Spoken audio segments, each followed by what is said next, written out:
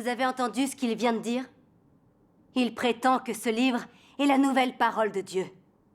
Frères et sœurs, il est écrit dans l'Apocalypse. Je le déclare à quiconque entend les paroles de la prophétie de ce livre. Si quelqu'un y ajoute quelque chose, Dieu le frappera des fléaux décrits dans ce livre. Le leur s'ajoute à la Bible, c'est résister à Dieu. Dieu les soumettra aux catastrophes mentionnées dans l'Apocalypse. Amen. C'est la sœur Feng qui connaît le mieux la Bible. Absolument. Sœur Feng, pour vous, il ne faut rien ajouter, ni rien retrancher, comme stipulé dans les Écritures. Vous pensez donc que nous ajoutons des choses à la Bible? Très bien. Alors je propose que nous examinions ce problème. Bonne idée. Frères et sœurs, en parlant de la prophétie de l'Apocalypse, Jean a dit si quelqu'un y ajoute quelque chose, mais à aucun moment il n'a dit si quelqu'un ajoute quelque chose à la Bible. En outre, quand Jean a prononcé ces paroles, le Nouveau Testament n'existait pas. Le Nouveau Testament a été constitué vers l'an 300 après Jésus-Christ. Le livre de l'Apocalypse seulement après l'an 90. C'était un récit des visions de Jean sur l'île de Patmos. Il est clair que ce livre, comme le dit Jean, fait référence au texte de prophétie. C'est le livre de l'Apocalypse et non la Bible entière. Par conséquent, ne pas ajouter quelque chose ne signifie pas qu'il n'y aura pas une nouvelle œuvre et de nouvelles paroles de Dieu dans l'avenir. Sœur Feng, confirmez-vous que tout cela est conforme à la vérité? C'est un bon argument. Sœur Feng, jusqu'à présent, nous avons mal interprété ce passage des Écritures. Frères et sœurs, à l'époque, ce que Jean avait vu n'était qu'une vision, et non la réalité de l'œuvre de Dieu des derniers jours. L'œuvre et la parole de Dieu Tout-Puissant dans les derniers jours ne sont pas des ajouts aux prophéties de l'Apocalypse, mais l'accomplissement des prophéties de l'Apocalypse. Examinons ensemble 2 passages de la Bible. Très bien. Dans le livre de l'Apocalypse, chapitre 2, verset 17, il est écrit « Que celui qui a des oreilles entende ce que l'Esprit dit aux églises. À celui qui vaincra, je donnerai de la manne cachée. » Cette partie des Écritures dit ce que l'Esprit dit aux églises, et la manne cachée. C'est clairement une référence aux paroles exprimées par Dieu Tout-Puissant dans les derniers jours. Toujours dans l'Apocalypse, chapitre 5, les versets de 1 à 5. Je vais vous lire l'extrait. « Puis je vis dans la main droite de celui qui était assis sur le trône un livre écrit en dedans et en dehors, scellé de 7 sceaux. Et je vis un ange puissant qui criait d'une voix forte, « Qui est digne d'ouvrir le livre et d'en rompre les sceaux ?» Et personne dans le ciel, ni sur la terre, ni sous la terre, ne put ouvrir le livre ni le regarder. Et je pleurai beaucoup de ce que personne ne fut trouvé digne d'ouvrir le livre, ni de le regarder. Et l'un des vieillards me dit, « Ne pleure point, voici le lion de la tribu de Juda, le rejeton de David, a vaincu pour ouvrir le livre et ses 7 sceaux. » Frères et sœurs, nous étions tous persuadés que ce livre faisait référence à la Bible.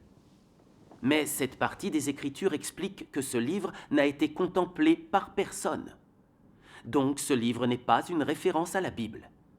Les Écritures disent « Puis je vis dans la main droite de celui qui était assis sur le trône un livre écrit en dedans et en dehors scellé de 7 sceaux. » Cela montre que le contenu de ce livre n'a pas été compilé dans l'Apocalypse.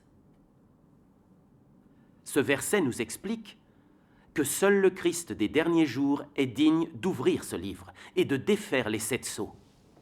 Exact. C'est dit de manière tellement claire. Sœur Feng, dans le passé, nous considérions l'Apocalypse comme un mystère. Grâce à la parole de Dieu Tout-Puissant, nous comprenons beaucoup mieux. Je trouve aussi. Elle nous aide à comprendre. Vous êtes d'accord? Oh Seigneur, ce qu'ils ont dit me paraît tout à fait raisonnable. Non. Quoi qu'il arrive, il faut que je réfute leurs propos aujourd'hui. Autrement, je perdrai toute crédibilité auprès de mes collaborateurs lors de mes futures prêches. Frères et sœurs, Jean n'a pas non plus écrit sur ce qu'ont dit les 7 tonnerres. C'est aussi mentionné dans l'Apocalypse. Nous devons donc attendre la seconde venue de Dieu dans les derniers jours pour qu'il nous révèle tous ces mystères. Si nous utilisons ne pas ajouter quelque chose pour limiter l'œuvre et la parole de Dieu, comment ce livre peut-il être ouvert? Comment les prophéties du livre de l'Apocalypse peuvent se réaliser? Frères et sœurs, Dieu Tout-Puissant est venu défaire les 7 sceaux et ouvrir le livre. Il va révéler tous les mystères que l'humanité, à travers les âges, n'a jamais pu comprendre. C'est tout à fait vrai. C'est ce qu'ont annoncé les 7 tonnerres. Et c'est ce que le Saint-Esprit a dit aux églises. Frères et sœurs, c'est la réalité. Amen. Amen. Frères et sœurs, lisons un autre passage de la parole de Dieu Tout-Puissant. D'accord. D'accord. Ouvrons à la page 5. Tu veux suivre avec moi?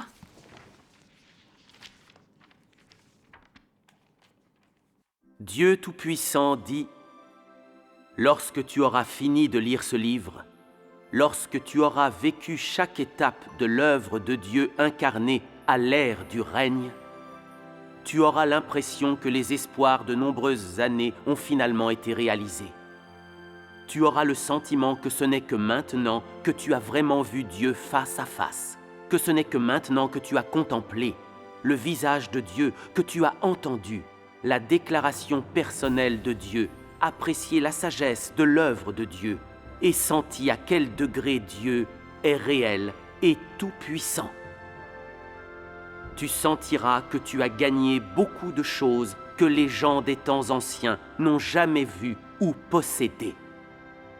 À ce moment-là, tu sauras clairement ce que signifie croire en Dieu et ce que c'est que d'être selon le cœur de Dieu.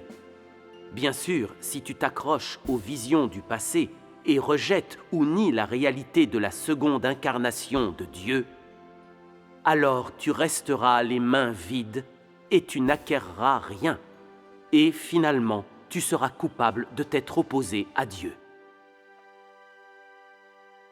Ceux qui obéissent à la vérité et se soumettent à l'œuvre de Dieu se rassembleront sous le nom du deuxième Dieu incarné, le Tout-Puissant. Ils seront capables d'accepter d'être conduits personnellement par Dieu et acquerront davantage de vérité supérieure et bénéficieront de la véritable vie humaine. Ils verront la vision que les gens des temps anciens n'ont jamais vue. Je me retournai pour connaître quelle était la voix qui me parlait. Et après m'être retourné, je vis 7 chandeliers d'or.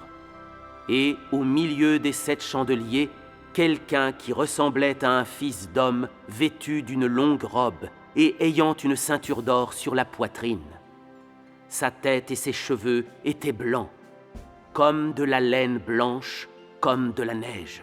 Ses yeux étaient comme une flamme de feu.